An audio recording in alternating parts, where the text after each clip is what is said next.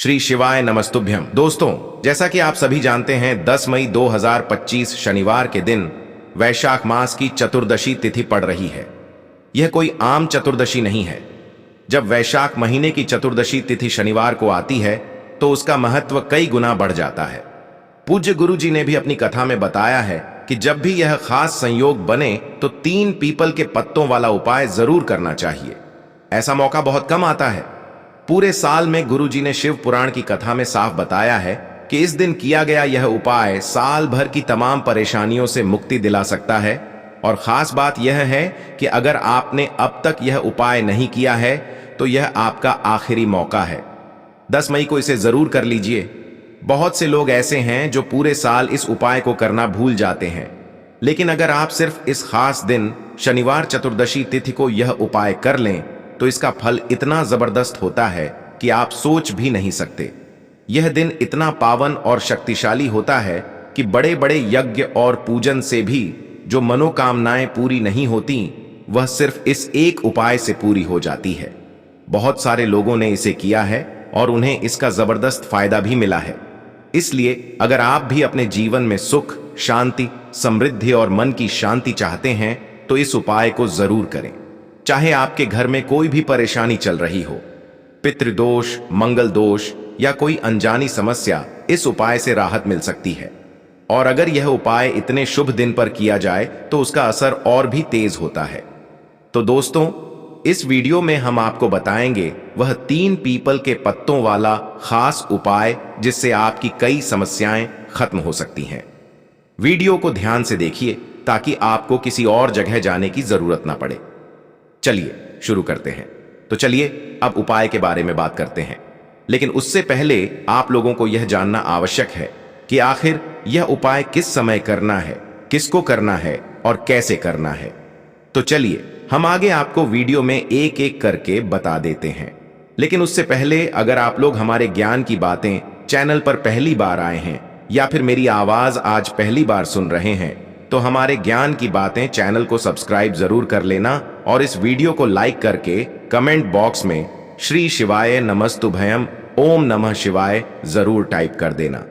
तो दोस्तों, इस 3 पीपल के पत्ते वाला उपाय को हमें इस शनिवार चतुर्दशी तिथि के दिन कैसे करना है, किसको करना है, किस समय करना है और कहां पर करना है, यह सारे सवालों के जवाब आपको इस वीडियो में मिल जाएंगे।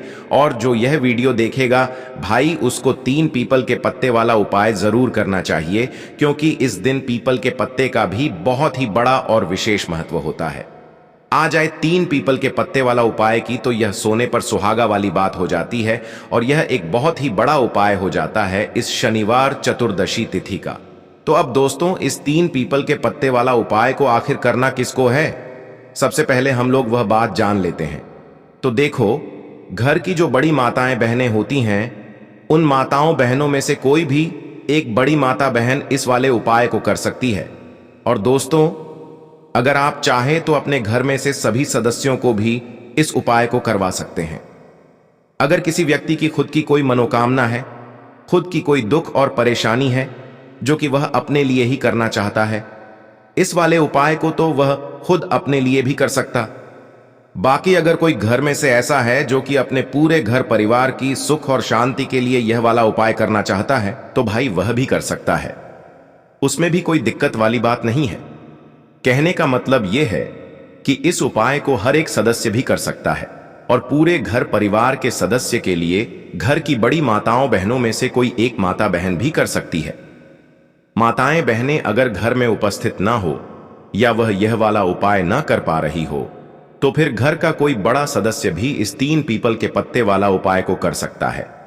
चाहे फिर वह पुरुष ही क्यों ना हो, उसमें कोई भी दिक्कत वाली बात नहीं है।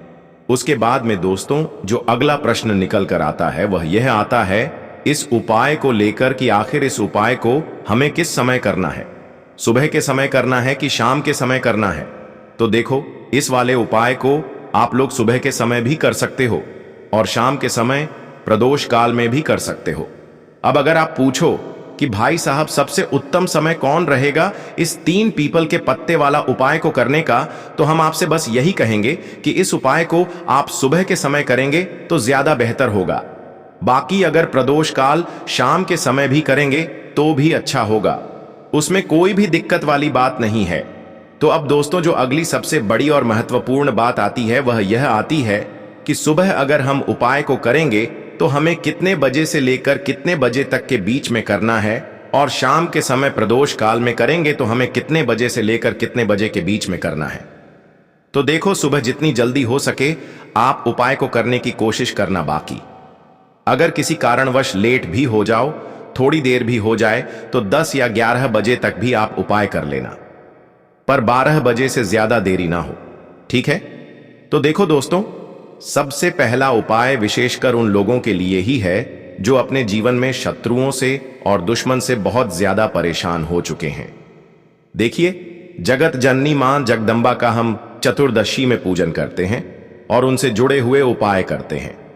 साथ ही साथ आपको बता दें कि चतुर्दशी में संकट मोचन हनुमान जी का पूजन करने से और उनसे जुड़े हुए कुछ उपाय करने से जीवन के बड़े से बड़े कष्ट भी क्षण भर में दूर हो जाते हैं। तब बहुत कम समय में आपके शत्रु और आपके विरोधी आपके जीवन से दूर हो जाएंगे। आपके दुश्मन लाख कोशिश करने के बाद भी आपका बाल भी बांका नहीं कर पाएंगे, अगर आप चतुर्दशी तिथि में इस छोटे से उपाय को कर लेते हैं। अब देखिए, आज का जो समय है यह कलयुग का समय है, और कलयुग के एकमात्र देवता जो अपने भक्तों के जीवन से सारे कष्टों को दूर कर देते हैं वह स्वयं है संकट मोचन हनुमान जी। और संकट मोचन हनुमान जी का पूजन अगर आप चतुर्दशी तिथि में करते हैं और उनसे जुड़ा हुआ यह छोटा सा उपाय अगर आप चतुर्दशी तिथि में किसी भी दिन कर लेते हैं, तो ऐसा समझ लीजिए आपके जो शत्रु हैं, आपके जो विरोधी, आपके जो दुश्मन हैं, यह किसी भी तरह से आपको परेशान करने का प्रयास कर लें, आपका बाल भी बांका नहीं कर पाएंगे। दूसरी चीज, अगर आपके शत्रु ने आपके ऊपर कोई भी तंत्र मंत्र करवा रखा है, कोई भी जादू टोना, कोई भी ब्लैक मैजिक आपके पर करवा दिया है या करवाने का प्रयास कर रहे हैं, ऐसा समझ लीजिए वह किया कराया आप तक पहुंचेगा ही नहीं, और अगर आप तक पहुंच गया है कोई भी ब्लैक मैजिक तुरंत हट जाएगा जब आप इस छोटे से उपाय को चतुर्दशी तिथि में करेंगे। देखिए, उपाय छोटा है लेकिन बहुत महादिव्य चमत्कारी है। मतलब उपाय को करने में न तो आपका ज्यादा समय जाएगा, ना ही इसमें आपके ज्यादा पैसे लगने वाले हैं, और ऐसा समझ लीजिए कि एक बार ही अगर आपने इस उपाय को चतुर्दशी तिथि में कर लिया तो इसका महादिव्य चमत्कार आप खुद देख लेंगे। तो चतुर्दशी तिथि के जो होते हैं ये बहुत ही सिद्ध दिन होते हैं। मतलब चतुर्दशी तिथि के दिनों में माता लक्ष्मी हमारे घरों में आती हैं, अपने भक्तों के जीवन से कष्टों को दूर करती है।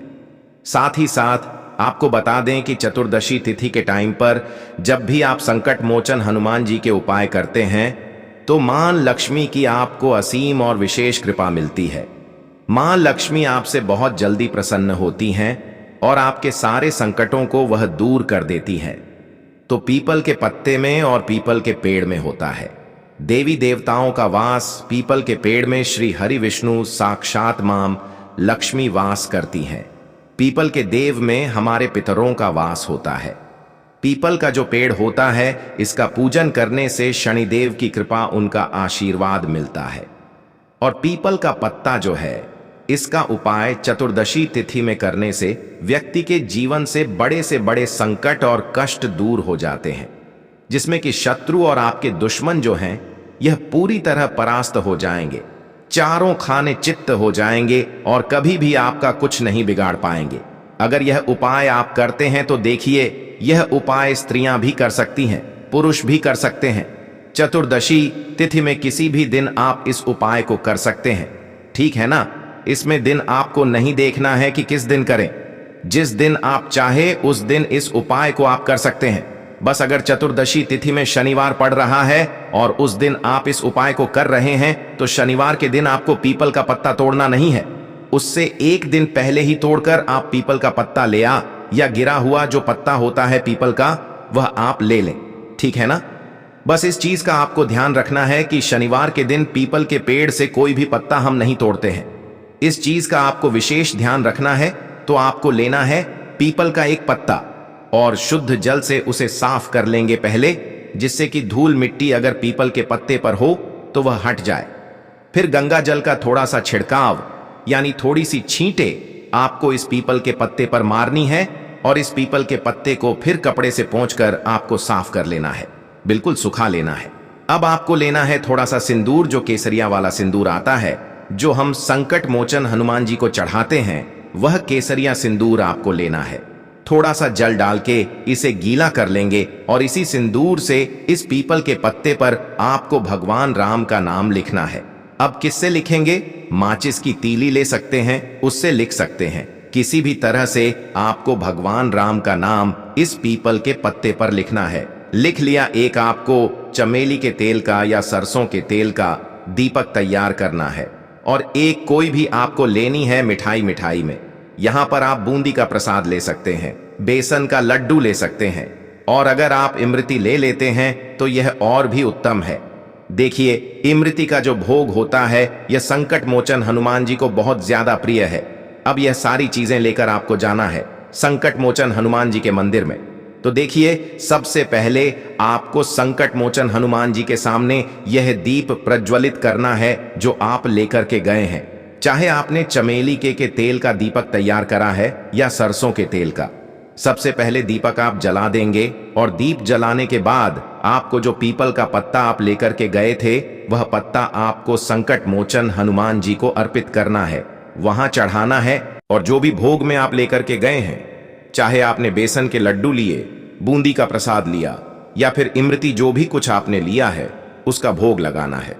और संकट मोचन हनुमान जी से आपको प्रार्थना करनी है कि हे जगत का कल्याण करने वाले संकट मोचन हनुमान जी, संकटों को हरने वाले, मेरे जीवन से शत्रु और दुश्मनों को भी दूर कर दीजिए। शत्रु का किया कराया तंत्र मंत्र सब कुछ हट जाए, ऐसी कृपा मुझ पर कीजिए। इस तरह से आपको प्रार्थना करनी है और 108 बार जय श्री राम जय सीताराम, जय श्री राम जय सीताराम, जय श्री राम जय सीताराम, इस तरह से आपको जयकारा लगाना है, क्योंकि भगवान राम का नाम संकट मोचन हनुमान जी को सबसे ज्यादा प्रिय है। तो जयकारा लगा देंगे और देखिए, अगर एक बार हनुमान चालीसा पढ़ पाए तो आप एक बार हनुमान चालीसा जरूर पढ़ें, ठीक है ना? ज्यादा बार नहीं तो एक बार जरूर पढ़ें। जयकारा तो आपको बिल्कुल से लगाना है और इस छोटे से उपाय को चतुर्दशी तिथि में किसी भी दिन कर लीजिए। सुबह कर लीजिए, शाम को कर लीजिए और किसी भी दिन, जैसे चतुर्दशी तिथि में अष्टमी और नवमी की तिथि जो होती है ना, यह बहुत बड़ी होती है। आप उस दिन भी इस उपाय को कर सकते हैं, जरूर से करें। शत्रुओं और दुश्मन आपके जो विरोधी हैं यह पूरी तरह चारों खाने चित्त हो जाएंगे और आपका बाल भी वहां का नहीं कर पाएंगे। तो देखिए, इस उपाय को आप 9 दिन भी कर सकते हैं, 2-3 बार भी कर सकते हैं। अगर आप ज्यादा बार नहीं कर पा रहे हैं तो एक बार आपको इस उपाय को जरूर से करना चाहिए। तो देखिए, इस उपाय को करने से जो आपके सामने से शत्रु हैं वह भी परास्त हो जाए। जो पीठ पीछे वार करते हैं, पीठ पीछे तंत्र मंत्र करवाते हैं, वह शत्रु भी चारों खाने चित्त हो जाएंगे। बस छोटा सा उपाय है, जरूर करें। अब हम बात करते हैं दूसरे विशेष उपाय ई की। देखिए, यह उपाय भी आपको तुलसी जी के पौधे के वहां पर करना है। आपके भाग्य का उदय करने के लिए आपके घर में धन सम परेशानियां हैं, कर्ज की समस्या अगर दिन पर दिन बढ़ती जा रही है, खत्म नहीं हो रही है, बहुत ज्यादा परेशानी है, तो आपको यह उपाय करना चाहिए। देखो करना क्या है, बहुत ध्यान से समझना। आपको मात्र तांबे के पात्र के अंदर जल लेना है। उस जल के अंदर एक चुटकी आपको हल्दी मिला देनी है, ठीक है? और साथ में लेना है एक कमल गट्टा। यह केवल उपाय शनिवार चतुर्दशी तिथि के दिन करना। अगर आपको ऐसा लगता है कि आपके जीवन में अष्टलक्ष्मी का वास नहीं है, भाग्य का साथ आपको नहीं मिल पा रहा है, तो आप यह उपाय शुक्रवार के दिन कर सकते हैं, शनिवार के दिन भी कर सकते हैं, ठीक है? शुक्रवार और शनिवार दोनों दिन आप यह उपाय कर सकते हैं। देखो करना क्या है, इस टाइम के पात्र के अंदर हल्दी डाली और एक कमल गट्टा डाला। अब आपको तुलसी जी के वहां पर जाना है। देखिए, जब आप हल्दी डालोगे जल के पात्र के अंदर, तब आपको ओम नमो भगवते वासुदेवाय का 11 बार जाप करना है, फिर हल्दी डालना है। जब आप कमल गट्टा डालोगे तब आपको ओम श्री नमः या ओम महालक्ष्मी नमः इस मंत्र का जाप करते हुए एक कमल गट्टा डालना है, 11 बार जाप करना है, ठीक है? कमल गट्टा और हल्दी दोनों होना चाहिए। कमल गट्टा महालक्ष्मी का प्रतीक माना जाता है और हल्दी जो है वह भगवान विष्णु के निमित्त आप हल्दी डालेंगे। ठीक है, इस जल को आपको तुलसी जी की जड़ में अर्पित करना है। ओम नमो भगवते वासुदेवाय का जाप करते हुए बस इतना सा उपाय करना। धन संबंधित को कोई भी परेशानियां हैं वह सब दूर हो, ऐसी आपको प्रार्थना करनी है। कर्ज से जुड़ी कोई परेशानी हो तो ऐसी प्रार्थना करनी है कि यह दूर हो जाए। ऐसी कामना करते हुए यह दूसरा प्यारा सा उपाय आपको करना है। तो देखो, ये हो गया दूसरा उपाय जो कि आप सुबह से लेकर के शाम तक कर सकते हैं। शनिवार या शुक्रवार के दिन सिर्फ एक बार ही करना है। अब जो कमल गट्ट है, कमल गट्टे को आपको वहीं पर तुलसी जी के वहां पर रखे रहने देना है। आपको कोई उठाना नहीं है। वह कमल गट्टा चाहे तो आप तुलसी जी की वहीं पर गांठ दें, ठीक है, तो भी चलेगा। तो इस प्रकार से आपको यह सुंदर सा उपाय करना है। अब हम बात करते हैं तीसरे उपाय की। ध्यान रखना, यह जो दूसरा उपाय है यह आपको आपके घर में ही करना है, बाहर कहीं पर भी मत करके आना। ठीक है, घर में अगर तुलसी जी हो तो ही आप यह उपाय कर सकते हैं। अब हम बात करते हैं तीसरे विशेष उपाय। देखो, भाग्य का साथ आपको मिले तो गुरु बृहस्पति को मजबूत करना बहुत जरूरी होता है।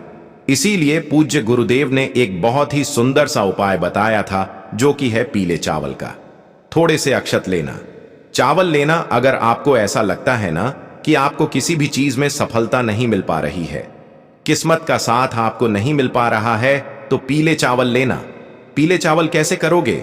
14 चावल लेना, साबुत उसके अंदर पीली जो पीला चंदन है वह आपको मिला देना है और चावल को पी रंग कर देना है। ठीक है, साथ में लेना है एक बेल पत्र और साथ में लेना है तांबे के पात्र के अंदर जल। ठीक है, यह तीनों सामग्री लेकर के शनिवार चतुर्दशी तिथि के दिन सुबह से लेकर के रात्रि तक जब आपकी इच्छा हो तब आप यह उपाय कर सकते हैं। अब आपको क्या करना है? भगवान शिव के मंदिर में जाएंगे। जो एक बेल पत्र है वह माता अशोक सुंदर वाले स्थान पर आपको अर्पित करना है। डंडे का हिस्सा जलाधारी की तरफ हो चाहिए, उस प्रकार से आपको यह बेल पत्र अर्पित करना है।